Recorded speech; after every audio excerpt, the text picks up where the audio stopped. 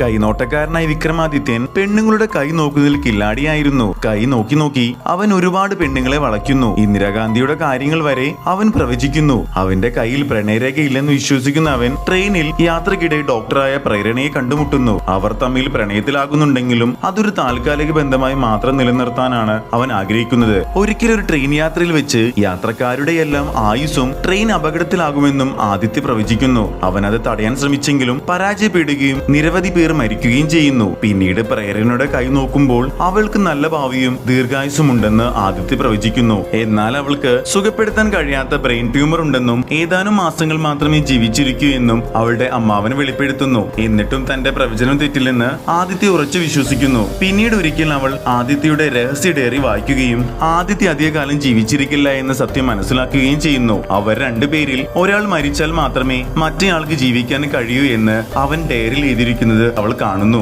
അതിനിടയിൽ പ്രേരണ അസുഖം ഭേദമാക്കാൻ ഒരു ശാസ്ത്രജ്ഞൻ വഴി കണ്ടെത്തുകയും അവളുടെ ഓപ്പറേഷൻ തീരുമാനിക്കുകയും ചെയ്യുന്നു. എന്നാൽ ആദിത്യക്ക് ജീവിക്കാൻ വേണ്ടി താൻ മരിക്കാമെന്ന് തീരുമാനിക്കുന്ന പ്രേരണ വാഹനം കൊക്കയിലേക്ക് ഓടിച്ച് ആത്മഹത്യ ചെയ്യാൻ ശ്രമിക്കുന്നതിനിടെ മറ്റൊരു അപകടത്തിൽപ്പെട്ട് ആശുപത്രിയിലാകുന്നു. പ്രേരണയുടെ വിവരം അറിഞ്ഞ് ലണ്ടനിൽ നിന്നും ഇറ്റലിയിലെ ആശുപത്രിയിലേക്ക് വരാൻ ശ്രമിക്കുന്ന ആദിത്യക്ക് കൊടുങ്കാറ്റ് കാരണം ഒരു കപ്പലിൽ യാത്ര ചെയ്യേണ്ടി വരുന്നു. എന്നാൽ ആ കപ്പൽ ഒരു വലിയ സുനാമിയിൽ പെടുകയും തകരുകയും ചെയ്യുന്നു. അവൻ പ്രകൃതിയോടും കടലിനോടും പൊരുതി അതിജീവിക്കുന്നു. ശസ്ത്രക്രിയ വിജയകരമായി പൂർത്തിയായ പ്രേരണ അടുത്തേക്ക് ആദിത്യ എത്തുന്നു. അവർ ഒന്നാവുന്നു.